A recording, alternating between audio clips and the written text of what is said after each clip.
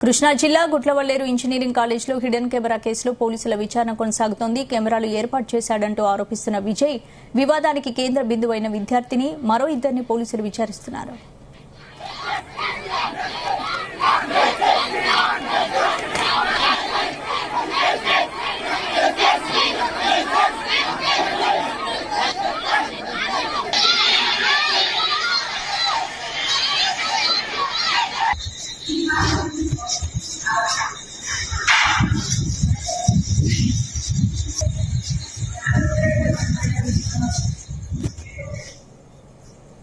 ఇప్పటివరకు ఈ కేసులో ఎవరిని చేర్చకపోవడంపై విద్యార్థులు ఆగ్రహం వ్యక్తం చేస్తున్నారు. ఇక మరోవైపు కళాశాలకు మంగళవారం వరకు యాజమాన్యం సెలవు ప్రకటించింది.